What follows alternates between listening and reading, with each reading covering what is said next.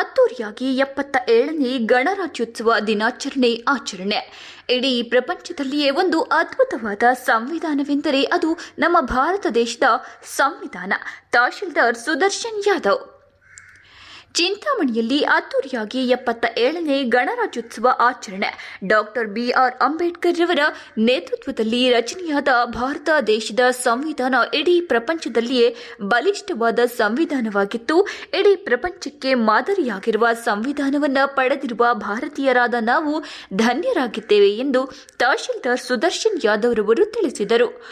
ವಾಣಿಜ್ಯ ನಗರಿ ಚಿಂತಾಮಣಿಯಲ್ಲಿ ರಾಷ್ಟ್ರೀಯ ಹಬ್ಬಗಳ ಆಚರಣಾ ಸಮಿತಿಯಿಂದ ನಗರದ ಝಾನ್ಸಿ ರಾಣಿ ಕ್ರೀಡಾಂಗಣದಲ್ಲಿ ಹಮ್ಮಿಕೊಂಡಿದ್ದ 77ನೇ ಗಣರಾಜ್ಯೋತ್ಸವ ಕಾರ್ಯಕ್ರಮದಲ್ಲಿ ತಹಶೀಲ್ದಾರ್ ಸುದರ್ಶನ್ ಯಾದವ್ ರವರು ಪಾಲ್ಗೊಂಡು ರಾಷ್ಟ್ರಧ್ವಜಾರೋಹಣ ನೆರವೇರಿಸಿ ಮಾತನಾಡಿ, ಅನೇಕ ಮಹಾನ್ ಪುರುಷರ ತ್ಯಾಗ ಬಲಿದಾನಗಳಿಂದ ಮಹಾತ್ಮ ಗಾಂಧೀಜಿಯವರ ನೇತೃತ್ವದಲ್ಲಿ ಸ್ವಾತಂತ್ರ್ಯವನ್ನ ಪಡೆದಿದ್ದು ಈ ದೇಶದ ಜನರೆಲ್ಲ ಸುಖ ಶಾಂತಿ ಬಾಳ್ವೆಯಿಂದ ಜೀವನ ನಡೆಸಬೇಕೆಂಬ ದೃಷ್ಟಿಯಿಂದ ಡಾಕ್ಟರ್ BR ಅಂಬೇಡ್ಕರ್ ರವರ ನೇತೃತ್ವದಲ್ಲಿ 1950 ಜನವರಿ 26ರಂದು ಸಂವಿಧಾನದ ಕರುಳನ್ನು ಜಾರಿಗೆ ತಂದಿತ್ತು. ಇಡೀ ಪ್ರಪಂಚದಲ್ಲಿಯೇ ಒಂದು ಅದ್ಭುತವಾದ ಸಂವಿಧಾನವೆಂದರೆ ಅದು ನಮ್ಮ ದೇಶದ ಸಂವಿಧಾನ. ಪ್ರಪಂಚದಾದ್ಯಂತ ಎಲ್ಲ ದೇಶಗಳಲ್ಲಿನ ಕಾನೂನು ಹಾಗೂ ಸಂವಿಧಾನಗಳಿಗಿಂತ ಬಲಿಷ್ಠವಾದ ಕಾನೂನು ಹಾಗೂ ಸಂವಿಧಾನವನ್ನ ಹೊಂದಿರುವ ದೇಶವೆಂದರೆ ನಮ್ಮ ಭಾರತ ದೇಶದ ಸಂವಿಧಾನ.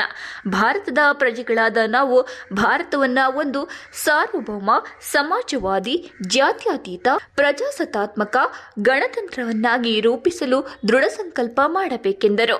ಕಾರ್ಯಕ್ರಮದಲ್ಲಿ ವಿವಿಧ ಕ್ಷೇತ್ರಗಳಲ್ಲಿ ಉತ್ತಮವಾಗಿ ಸೇವೆ ಸಲ್ಲಿಸುತ್ತಿರುವ ಹಲವರನ್ನ ಆತ್ಮೀಯವಾಗಿ ಸನ್ಮಾನಿಸಿ ನೆನಪಿನ ಕಾಣಿಕೆಗಳನ್ನು ನೀಡಿ ಅಭಿನಂದಿಸಲಾಯಿತು. ಕಾರ್ಯಕ್ರಮಕ್ಕೂ ಮೊದಲು ಸಮಾರಂಭದಲ್ಲಿ ಉಪಸ್ಥಿತರಿದ್ದ ಗಣ್ಯರು, ಪೊಲೀಸ್ ಇಲಾಖೆ, ಮಹಿಳಾ ಕಾಲೇಜಿನ NCC ವಿದ್ಯಾರ್ಥಿಗಳಿಂದ ಧ್ವಜವಂದನೆ ಸ್ವೀಕಾರ ಮಾಡಿದರು. ಇನ್ನು ಪೊಲೀಸ್ ಇಲಾಖೆ NCC ವಿದ್ಯಾರ್ಥಿಗಳಿಂದ ಮೂಡಿಬಂದ ಪಥಸಂಚಲನ ಕಾರ್ಯಕ್ರಮವು ನೋಡುಗರ ಗಮನ ಸೆಳೆಯಿತು. ಇನ್ನು ಕಾರ್ಯಕ್ರಮದಲ್ಲಿ ಹಲವು ಶಾಲೆಗಳ ಶಾಲಾ ಮಕ್ಕಳಿಂದ ಮೂಡಿಬಂದ ಹಲವು ಸಾಂಸ್ಕೃತಿಕ ಕಾರ್ಯಕ್ರಮಗಳು ನೋಡುಗರ ಗಮನ ಸೆಳೆದವು.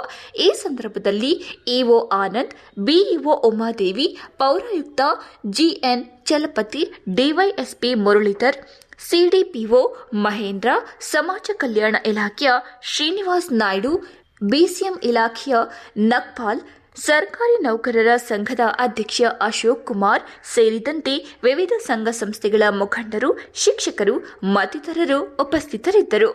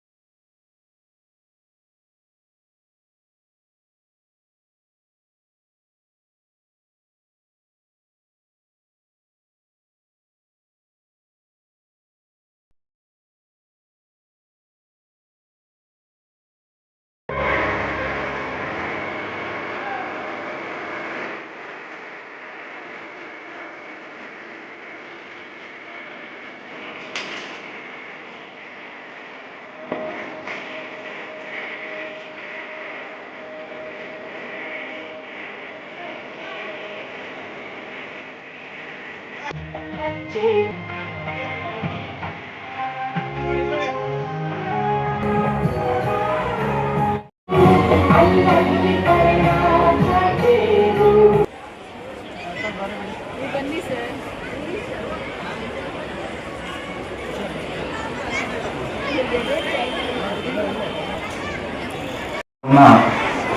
ಅದ್ದೂರಿಯಾಗಿ ಅರ್ಥಪೂರ್ಣವಾಗಿ ಆಚರಣೆ ಮಾಡಿಕೊಂತ ಬಂದಿದ್ದೀವಿ. ಇದೀಗ 77ನೇ ವರ್ಷದ ಒಂದು ಗಣರಾಜ್ಯೋತ್ಸವವನ್ನು ನಾವು ಈ ದಿನ ಆಚರಣೆ ಮಾಡಲಿಕ್ಕೆ ಬಂದಿದ್ವಿ. ಆದರೆ ಪ್ರತಿ ವರ್ಷ ಮಾಡ್ತಾ ಇದ್ದೀವಿ, ಪ್ರತಿ ವರ್ಷ ಇದರ ಬಗ್ಗೆ ಅರಿವು ಮೂಡಿಸುವಂಥ ಕಾರ್ಯಕ್ರಮ ಆಗ್ತಾ ಇದೆ. ಆದರೆ ಎಷ್ಟರ ಮಟ್ಟಿಗೆ ಗಣರಾಜ್ಯೋತ್ಸವದ ಏನು ಭಾವ ಇದೆ, ಗಣರಾಜ್ಯೋತ್ಸವದ ಅರ್ಥ ಇದೆ, ಗಣರಾಜ್ಯೋತ್ಸವದ ಒಂದು ಪ್ರಾಮುಖ್ಯತೆ ಇದೆ, ಇದು ಎಷ್ಟರ ಮಟ್ಟಿಗೆ ಸಮಾಜದಲ್ಲಿ ಅರ್ಥಕೊಂಡಿದ್ದಾರೆ ಅನ್ನೋದು ನಾವಿನ್ನು ಅದ್ರ ಬಗ್ಗೆ ತಿಳ್ಕೋಬೇಕಾಗಿದೆ. ಪ್ರತಿ ವರ್ಷ ಗಣರಾಜ್ಯೋತ್ಸವ ಅಂದರೆ ಒಂದು ರಜಾ ದಿನ, ಒಂದು ಸಿಹಿ ಕೊಡುವಂಥ ದಿನ, ಇಷ್ಟಕ್ಕೆ ಮಾತ್ರ ಸೀಮಿತವಾಗದೆ ಗಣರಾಜ್ಯೋತ್ಸವದ ಪ್ರಾಮುಖ್ಯತೆಯನ್ನು ಅರ್ಥಕೋಬೇಕು. ನಾವು ಈಗಾಗಲೇ ಪ್ರತಿ ಸಲ ಮಾತಾಡಬೇಕಾದ್ರೆ ಹೇಳಿದ್ದೀನಿ, ಗಣರಾಜ್ಯ ಅಂದರೆ ರಿಪಬ್ಲಿಕ್ ಅಂತ. ರಿಪಬ್ಲಿಕ್ ಅಂದರೆ ಆ ದೇಶದ ಅಥವಾ ಆ ರಾಷ್ಟ್ರದ ಯಾರು ಉನ್ನತ ಸ್ಥಾನದಲ್ಲಿ ಅವ್ರನ್ನ ಆಳುವಂಥ ಒಬ್ಬ ಅಧಿಕಾರಿ ಇರ್ತಾರೆ ಅಥವಾ ಒಬ್ಬ ನೇತಾರರಿರ್ತಾರೆ, ಅವ್ರನ್ನ ಅಲ್ಲಿನ ಪ್ರಜೆಗಳೇ ಆಯ್ಕೆ ಮಾಡಿಕೊಳ್ಳುವಂಥ ಪದ್ಧತಿಗೆ ನಾವು ಗಣರಾಜ್ಯ ಅಂತ ಕರಿತೀವಿ. ಆದರೆ ಗಣರಾಜ್ಯ ಅಂತ ಹೆಸರಿಟ್ಕೊಂಡ ತಕ್ಷಣ ಎಲ್ಲರೂ ಗಣರಾಜ್ಯವಾಗಿ ಏನು ಅಲ್ಲಿ ಗಣರಾಜ್ಯದ ವ್ಯವಸ್ಥೆ ಇರಬೇಕು, ಆ ವ್ಯವಸ್ಥೆಗೆ ಅನುಗುಣವಾಗಿ ನಡ್ಕೋತಾರೆ ಅಂತ ಹೇಳೋದಕ್ಕೆ ಸಾಧ್ಯ ಇಲ್ಲ. 77 ವರ್ಷ ಆಯಿತು. 77 ವರ್ಷದ ಹಿಂದೆ ನಮ್ಮ ಜೊತೆನೇ ಸ್ವಾತಂತ್ರ್ಯ ಪಡ್ಕೊಂಡಂಥ ಅನೇಕ ದೇಶಗಳು ಇಂದು ಅರಾಜಕತೆಯಿಂದ ಕೂಡಿ ಅರಾಜಕತೆಯ ಕೆಳಗೆ ಸಾಗ್ತಾ ಇದೆ. ನಮ್ಮ ಜೊತೆಯೇ ಸ್ವಾತಂತ್ರ್ಯವನ್ನು ಪಡ್ಕೊಂಡಂಥ ಪಾಕಿಸ್ತಾನದಲ್ಲಿ ಎಲ್ಲಿಲ್ಲದ ಅರಾಜಕತೆ ನಡೀತಾ ಇದೆ. ನಮ್ಮ ಜೊತೆಯೇ ಸ್ವಾತಂತ್ರ್ಯವನ್ನು ಪಡ್ಕೊಂಡಂತಹ ಬಾಂಗ್ಲಾದೇಶದಲ್ಲಿ ಅರಾಜಕತೆ ಇದೆ. ನಮ್ಮ ಜೊತೆಯೇ ಸ್ವಾತಂತ್ರ್ಯವನ್ನು ಪಡ್ಕೊಂಡಂತಹ ಶ್ರೀಲಂಕಾದವರು ಕೂಡ ಅರಾಜಕತೆ ಇದೆ. ನೇಪಾಳದಲ್ಲಿ ಅರಾಜಕತೆ ಇದೆ, ಅಫ್ಘಾನಿಸ್ತಾನದಲ್ಲಿ ಅರಾಜಕತೆ ಇದೆ. ಆದರೆ ಭಾರತ ಮಾತ್ರ ಸದೃಢ ಗಣರಾಜ್ಯವಾಗಿ 77 ವರ್ಷಗಳನ್ನ ಪೂರೈಸಿ ಮುನ್ನುಗ್ಗುತ್ತಾ ಇದೆ.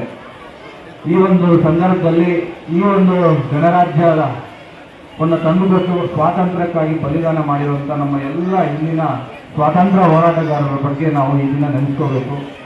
ಅದೇ ರೀತಿ ಸ್ವಾತಂತ್ರ್ಯ ಬಂದ ನಂತರ ಕೂಡ ಅರಾಜಕತೆ, ಏನು ಭ್ರಷ್ಟಾಚಾರ, ಸಮಾಜದಲ್ಲಿ ಅಶಾಂತಿ ಉಂಟು ಮಾಡುವಂಥ ವ್ಯವಸ್ಥೆ, ಅಶಾಂತಿ ಕಲಿಸುವಂಥ ಒಂದು ಏನು ಎಲಿಮೆಂಟ್ಸ್ ಇವೆ, ಇವೆಲ್ಲದನ್ನು ಕೂಡ ದೂರ ಇಟ್ಟು ಜನರಿಗೆ ಒಂದು ಸುವ್ಯವಸ್ಥಿತ ಆಡಳಿತವನ್ನು ಕೊಡುವಂಥ ಕಡೆಗೆ ನಮ್ಮ ಅನೇಕ ನಾಯಕರು ಕಾರ್ಯೋನ್ಮುಖವಾಗಿ ನಮಗೆ ದಾರಿದೀಪವಾಗಿ ಮಾರ್ಗದರ್ಶನವನ್ನು ಕೊಟ್ಟಿದ್ದಾರೆ. 1947ರಿಂದ 2026ರವರೆಗೆ ಈಗಿನ ಒಂದು ವರ್ಷದವರೆಗೆ ನಮ್ಮನ್ನು ಆಳಿರುವಂಥ ಪ್ರಧಾನಮಂತ್ರಿಗಳಾಗಿರ್ಬೋದು, ಮುಖ್ಯಮಂತ್ರಿಗಳಾಗಿರ್ಬೋದು, ಎಲ್ಲರೂ ಕೂಡ ನಮ್ಮನ್ನು ಒಂದು ಬಲಿಷ್ಠವಾದಂತಹ ಪ್ರಜಾಪ್ರಭುತ್ವ ದೇಶದ ಒಂದು ಏನು ಆಶಯಗಳನ್ನ ಇಟ್ಕೊಂಡು ನಮಗೆ ಸ್ವಾತಂತ್ರ್ಯ ಕೊಟ್ಟರು, ಆ ಆಶಯಗಳನ್ನ ಉಳಿಸ್ಕೊಳ್ಳುವಂಥ ಕಡೆಗೆ ನಮ್ಮಲ್ಲಿ ಒಂದು ನಮ್ಮನ್ನು ಕರ್ಕೊಂಡು ಬರುವಂಥ ಒಂದು ಕೆಲಸ ಮಾಡಿದರು. ಹಾಗಾಗಿ ಈ ಒಂದು ವೇದಿಕೆಯ ಮುಖಾಂತರ ಇಷ್ಟು ವರ್ಷಗಳ ಕಾಲ ನಮ್ಮನ್ನು ಸದೃಢವಾದಂತಹ ಒಂದು ಪ್ರಜಾಪ್ರಭುತ್ವದಲ್ಲಿ ಒಬ್ಬ ಪ್ರಜೆಗಳನ್ನಾಗಿ ನಮ್ಮನ್ನು ಮಾಡಿರುವಂಥ ನಮ್ಮೆಲ್ಲ ನೇತಾರರಿಗೂ ನಮಸ್ಕಾರ. ಈ ದಿನದ ನನ್ನ ಈ ಒಂದು ಸಂದೇಶವನ್ನು ಮುಗಿಸ್ತೀನಿ. ಜೈ ಹಿಂದ್, ಜೈ ಕರ್ನಾಟಕ. ವೇದಿಕೆ ಮೇಲೆ ಅಧ್ಯಕ್ಷರಾಗಿರುವಂಥ ಗೌರವಾನ್ವಿತ ತಾಲೂಕು ದಂಡಾಧಿಕಾರಿಗಳು, ಆತ್ಮೀಯ ಸ್ನೇಹಿತರವರೇ, ಅದೇ ರೀತಿಯಾಗಿ ವೇದಿಕೆ ಮೇಲೆ ಎಲ್ಲ ಉನ್ನತ ಶಿಕ್ಷಣ ಸಚಿವರು, ಜಿಲ್ಲಾ ಉಸ್ತುವಾರಿ ಸಚಿವರವರ ನೇತೃತ್ವದಲ್ಲಿ ಅಭಿವೃದ್ಧಿಯತ್ತ ಸಾಗುತ್ತಿದೆ ಅನ್ನೋ ಒಂದು ವಿಚಾರವನ್ನು ತಮ್ಮಲ್ಲಿ ಮಂಡಿಸ್ತಾ, ನಗರವು ತನ್ನದೇ ಆದಂತಹ ಅಭಿವೃದ್ಧಿ ಕರ್ತದೆ. ಕೆಲವೇ ದಿನಗಳಲ್ಲಿ ಈ ಒಂದು ಕ್ರೀಡಾಂಗಣವೂ ಸಹ ಸಿಂಥೆಟಿಕ್ ಕ್ರೀಡಾಂಗಣವಾಗಿ ಮಾರ್ಪಾಡಾಗಲಿದೆ. ನಗರಕ್ಕೆ ಹೊಸ ಕ್ರಿಕೆಟ್ ಸ್ಟೇಡಿಯಂ ಸಹ ಬರ್ತಿದೆ. ಕೋಟ್ಯಾಂತರ ರೂಪಾಯಿಗಳ ವೆಚ್ಚದಲ್ಲಿ ರಸ್ತೆಗಳು ಮತ್ತು ಪಾದಚಾರಿ ವ್ಯವಸ್ಥೆಗಳು ಸಹ ಗುಣಮಟ್ಟದಿಂದ ಕೂಡಿರುವುದನ್ನು ನೀವು ಕೆಲವೇ ಒಂದು ತಿಂಗಳುಗಳಲ್ಲಿ ಕಾಣಬಹುದು. ನಾಗರಿಕರ ಸೌಲಭ್ಯಗಳಿಗಾಗಿ ಪಾರ್ಕ್ ಮತ್ತು ಸುಸಜ್ಜಿತವಾದ ರಸ್ತೆಗಳನ್ನು ಸಹ ಕೆಲವು ತಿಂಗಳಲ್ಲಿ ನಮ್ಮ ನಗರಕ್ಕೆ ಸುಸಜ್ಜಿತವಾದ ಪಾರ್ಕ್ಗಳು ಸಹ ಬರಲಿದೆ.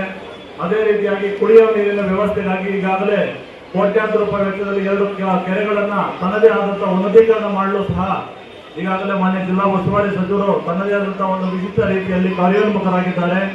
ವಿಶೇಷವಾಗಿ ನಗರದಲ್ಲಿ ಮತ್ತು ಗ್ರಾಮಾಂತರ ವ್ಯಾಪ್ತಿಯಲ್ಲಿ ಪ್ಲಾಸ್ಟಿಕ್ ಮುಕ್ತ ತಾಲೂಕನ್ನು ಮಾಡಲು ತನ್ನದೇ ಆದಂತಹ ಪಣ ಕೊಟ್ಟಿದ್ದಾರೆ. ಅದಕ್ಕಾಗಿ ಎಲ್ಲ ತಾಲೂಕು ಮಟ್ಟದ ಅಧಿಕಾರಿಗಳು ಸಹ ನಾವು ಈಗಾಗಲೇ ಅವರ ಜೊತೆ ಕೈ ಜೋಡಿಸ್ತಾ ಇದ್ದೀವಿ. ತಮ್ಮಲ್ಲಿ ಎಲ್ಲ ತಾಲೂಕಿನ ಎಲ್ಲ ಜನತೆಯಲ್ಲಿ ನಾನು ಈ ಸಂದರ್ಭದಲ್ಲಿ ಕಳಕಳಿಯಿಂದ ಮನವಿ ಮಾಡ್ತೇನೆ. ದಯವಿಟ್ಟು ಎಲ್ಲರೂ ಸಹ ಪ್ಲಾಸ್ಟಿಕ್ ಅನ್ನು ತ್ಯಜಿಸಿ ತಾಲೂಕನ್ನು ಉಳಿಸಿ ಅಂತ ನಾನು ಈ ಸಂದರ್ಭದಲ್ಲಿ ಹೇಳ್ತಾ, ಪ್ರತಿಯೊಬ್ಬರೂ ಸಹ ಗಿಡವನ್ನು ನೆಡಬೇಕು, ಪರಿಸರನ ಉಳಿಸಬೇಕು ಅಂತ ಹೇಳ್ತಾ ಈ ಎಲ್ಲ ಕಾರ್ಯಗಳಲ್ಲೂ ನಮ್ಮೊಟ್ಟಿಗೆ ಕೈ ಜೋಡಿಸಿ ತಾಲೂಕಿನ ಅಭಿವೃದ್ಧಿಗೆ, ಸರ್ವತೋಮುಖ ಅಭಿವೃದ್ಧಿಗೆ ಕೈ ಜೋಡಿಸಿ ತನ್ನದೇ ಆದಂತಹ ವಿಶಿಷ್ಟವಾದ ರೀತಿಯಲ್ಲಿ ಸಹಕಾರ ಕೊಡುತ್ತಿರುವಂತಹ ಮಾನ್ಯ ಜಿಲ್ಲಾ ಉಸ್ತುವಾರಿ ಸಚಿವರಾದಂತಹ ಡಾಕ್ಟರ್ ಎಂ ಪಿ ಸುಧಾಕರ್ ಸಾಹೇಬರಿಗೆ ಮತ್ತೊಮ್ಮೆ ತಾಲೂಕು ಆಡಳಿತ ವತಿಯಿಂದ ಮತ್ತೊಮ್ಮೆ ಧನ್ಯವಾದಗಳು ತಿಳಿಸ್ತಾ ನನ್ನ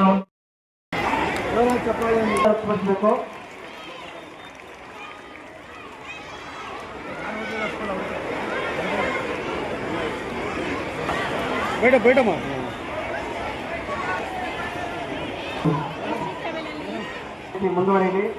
SSLCಯಲ್ಲಿ ಅತಿ ಹೆಚ್ಚು ಅಂಕ ಗಳಿಸಿದಂತೆಯೇ PUCಯಲ್ಲೂ ಹಾಗೂ ಮುಂದಿನ ಉನ್ನತ ವ್ಯಾಸಂಗದಲ್ಲೂ ಸಹ ಉತ್ತಮ ಸಾಧನೆ ಮಾಡಲಿ ಅಂತ ಅವರಿಗೆ ಆಶೀರ್ವಾದವನ್ನು ಮಾಡ್ತಾ ಇದ್ದೀವಿ. ಅವರಿಗೆ ಸನ್ಮಾನ ಮಾಡಿರ್ತಕ್ಕಂಥ ತಾಲೂಕು ಆಡಳಿತಕ್ಕೆ ಧನ್ಯವಾದಗಳು. ಈಗ ಸ್ವಲ್ಪ ಹಿಂದೆ ತಲೆ ತಮ್ಮ ಸ್ವಲ್ಪ ತಲೆ